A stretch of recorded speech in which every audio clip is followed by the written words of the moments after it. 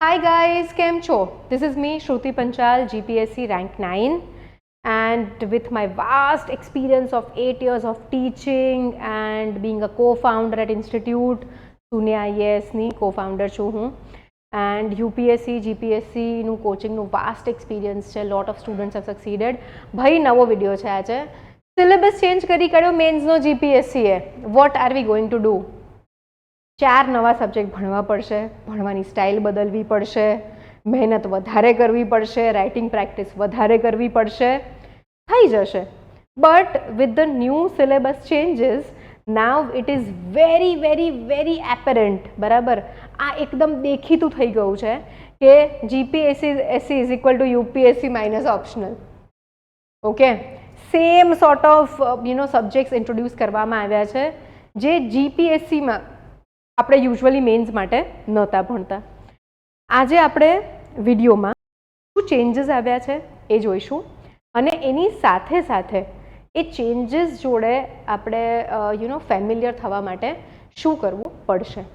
તો આઈ નો અત્યારે બધા જ પ્રિલિમ્સની ઘઈમાં છો, પણ એક વસ્તુ સમજો, પ્રિલિમ્સ જે છે ને એ ખાલી ક્વોલિફાઈંગ છે.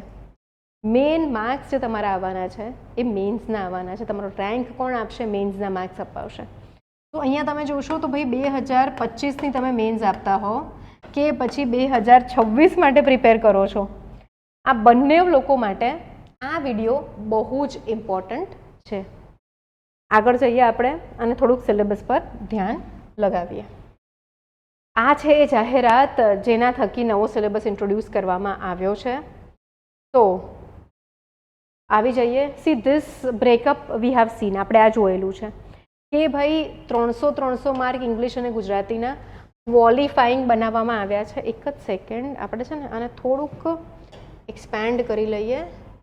અરે ઓકે, હિયર વી ગો.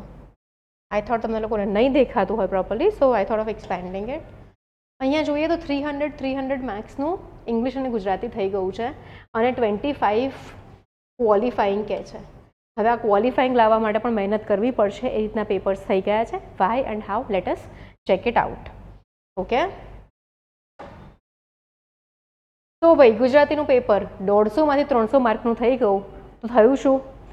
બધા જ લોકો, બરાબર, અહીંયા ઓલમોસ્ટ બધા જ કમ્પોનન્ટ્સ જે છે એનું વેઇટેજ જે છે એ ડબલ થઈ ગયું.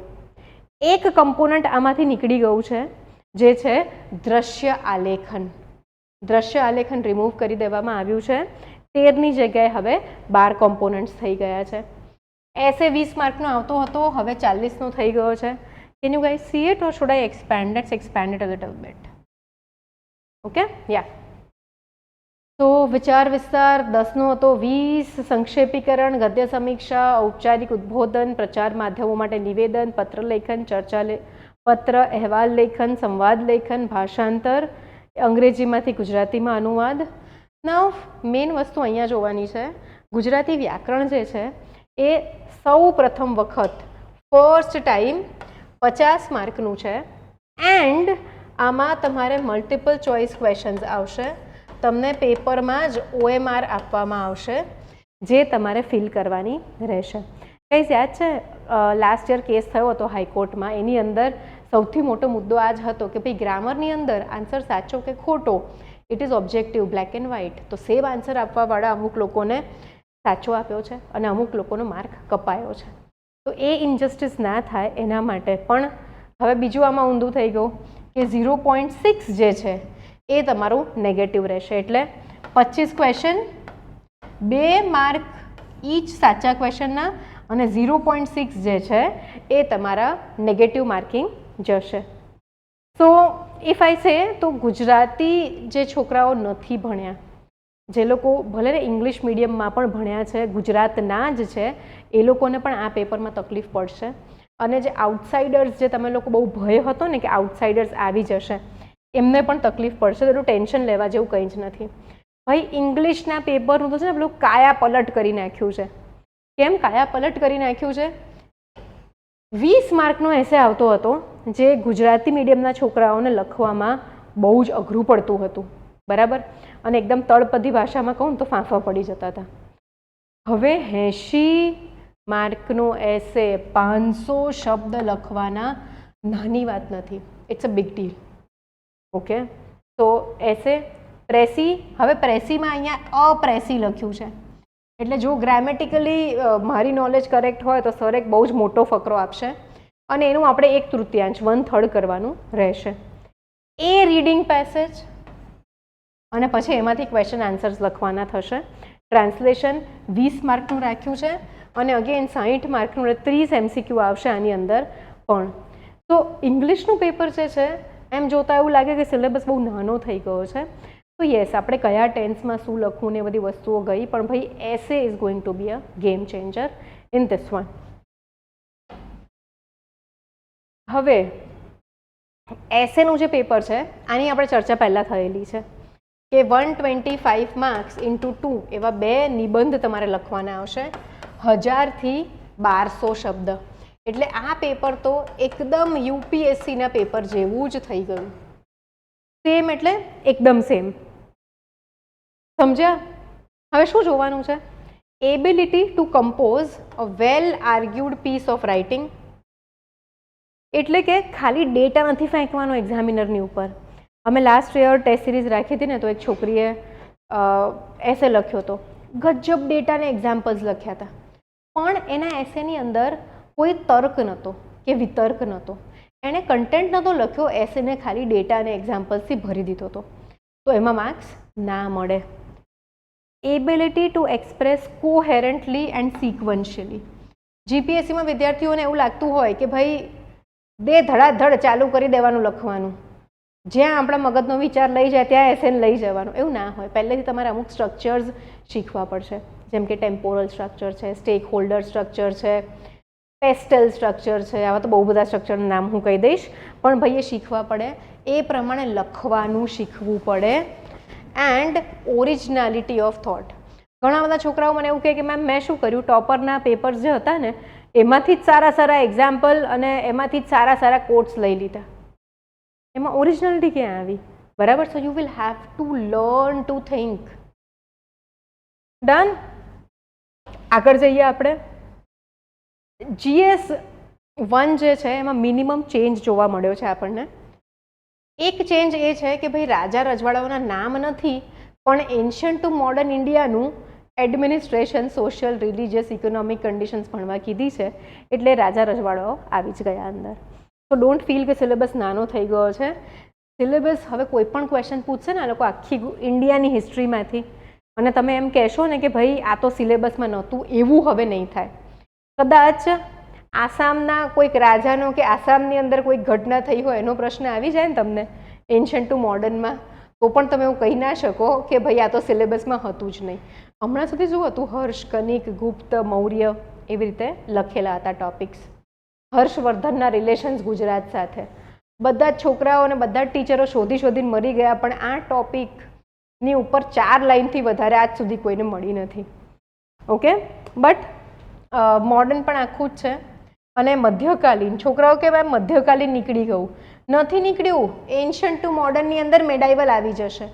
ઓકે, ગઈકાલે મને કોઈકે કીધું અને ત્યાં સુધી મેં છે ને સિલેબસ થોડોક ઉપરથી જ જોયો હતો, જે નવા સબ્જેક્ટ્સ એડ થયા એ, તો મને બી લાગ્યું ચલો સારું થયું. બટ ગાઈસ નથી નીકળ્યું. એન્શિયન્ટ ટુ મોડર્નની વચ્ચે મધ્યકાલીન પણ આવી જાય. So it is very much a part of the syllabus. Cultural હેરિટેજમાં એમ જોતા લાગશે તમને લોકોને કે ભાઈ ગુજરાતનું મહત્ત્વ વધારી દીધું છે, but cultural heritage of India and Gujarat, art form, literature, sculpture, architecture, music, dance, theatre etcetera from modern to ancient to modern times. હવે જો આની વાત આપણે કરીએ, તમારી આખી નીતિન સિંઘાનિયા ઇન્ડિયા માટેની આમાં જરૂર પડશે આ ટોપિક પતાવવા માટે. સો એવું નથી કે ખાલી ગુજરાતનું જ કલ્ચર રાખ્યું છે. કલ્ચરનો સિલેબસ પણ સેમ છે, હિસ્ટ્રીનો સિલેબસ પણ સેમ છે, પણ સ્પેસિફિકમાંથી હવે અનસ્પેસિફિક થઈ ગયા છે. Now this is your geography syllabus. Very important. No major changes are seen. Changes જે હવે છે આપણને GS2 અને GS3માં જોવા મળશે. GS2ની અંદર 2 નવા સબ્જેક્ટ્સ એડ થયા છે. ટોપિક્સ અહીંયા સબ્જેક્ટ્સ. એક છે તમારો સોશિયલ જસ્ટિસ. બરાબર છે. સોશિયલ જસ્ટિસમાં પણ એ લોકોએ શું કર્યું છે, હવે સોશિયલ જસ્ટિસ ગવર્નન્સ બહુ સંકળાયેલા છે. જ્યાં પણ પછાત રહેલા વર્ગો હશે, બરાબર, બેકવર્ડ ક્લાસીસ હશે, ત્યાં આગળ ગવર્નમેન્ટ ગવર્નન્સ થકી એ લોકોને રાહત પહોંચાડવાનું કામ કરશે. They're intertwined. અહીંયા આગળ સ્પેશિયલ ફોકસ કરવામાં આવ્યો છે health, education, human resource development, poverty and hunger. બરાબર. This is a new topic.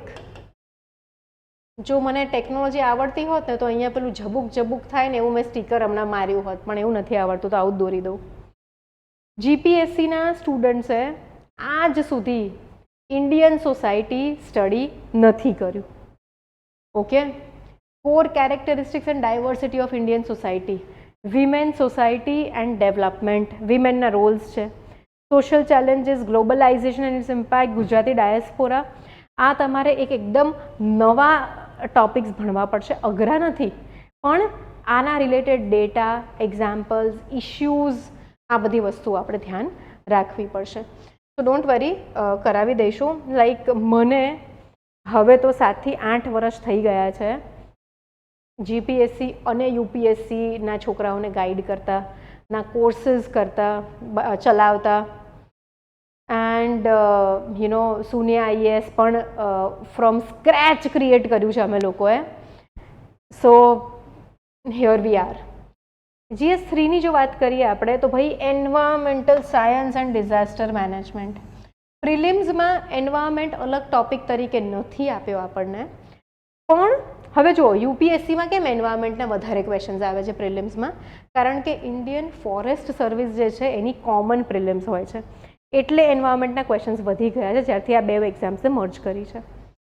But અહીંયા હવે આપણે એન્વાયરમેન્ટલ સાયન્સ અને ડિઝાસ્ટર મેનેજમેન્ટ જે છે એ બહુ જ ડિટેલમાં કરવું પડશે અને ગુજરાતના સંદર્ભમાં પણ કરવું પડશે.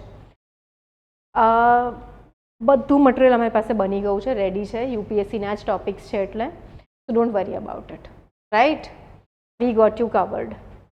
And economy of Gujarat, current affairs, regional things.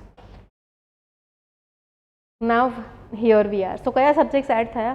Environment, disaster management, social issues and Indian society. Okay, 4 new subjects have been added.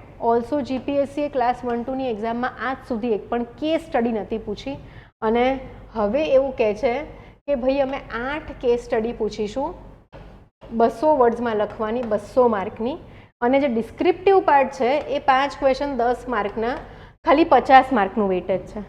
So now you will have to work more on developing your thinking pattern. બરાબર છે. But don't worry, we got you covered. Okay. તો હવે કરવું શું પડશે આપણે? હું બેસીને થોડીક વાત કરું. તો હવે આપણે કરવું શું પડશે? વધારે મહેનત કરવી પડશે, વધારે પ્રેક્ટિસ કરવી પડશે. એન્ડ એક વસ્તુ નક્કી રાખો કે જો તમે હવે જીપીએસસીની તૈયારી કરો છો તો તમે યુપીએસસીના પણ જીએસના સબ્જેક્ટ્સની કમ્પ્લીટ તૈયારી કરી જ દીધી છે, મેન્સની પણ અને પ્રિલિમ્સની પણ. એક ઓપ્શનલ સબ્જેક્ટ તમારે ચૂઝ કરવાનો રહે છે તમારી યુપીએસસી માટે. તો don't get lazy, just do it. Okay. જે લોકો 2025માં એક્ઝામ આપી રહ્યા છે, વી હેવ અ વન્ડરફુલ મેન્સનો કોર્સ તમે જોઈન કરી શકો, જેમાં ન્યૂ સિલેબસ પ્રમાણે જ બધું જ કરાવીશું.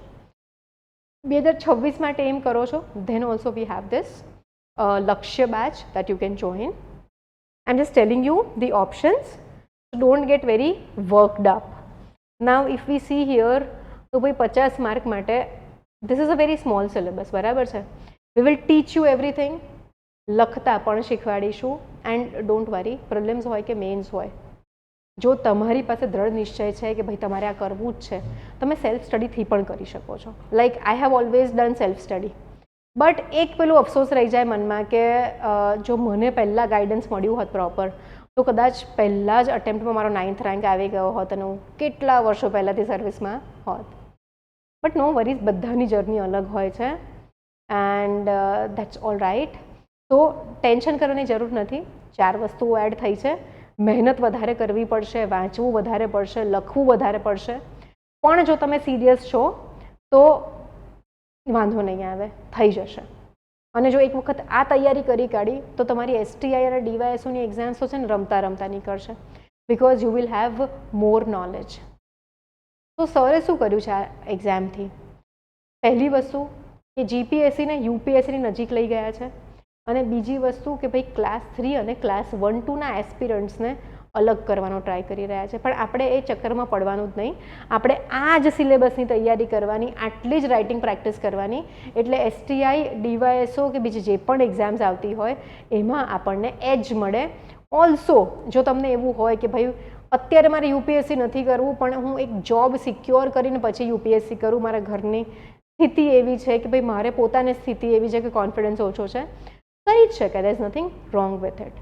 બટ જે લોકોને કોઈ જ એવા ઇશ્યુઝ નથી ને એમ છે કે ભાઈ મારે યુપીએસસી જ કરવું છે, તો this is a very good thing that sir has set up, and I hope તમે બધા જનો લાભ લો. તો ડોન્ટ વરી, ન્યૂ સિલેબસ મેં તમને લોકોને બહુ જ સારી રીતે સમજાવી દીધો છે. And all the best for the exams 20 તારીખ માટે. એન્ડ જલ્દી જ મળીએ આપણે લોકો. Thank you very much.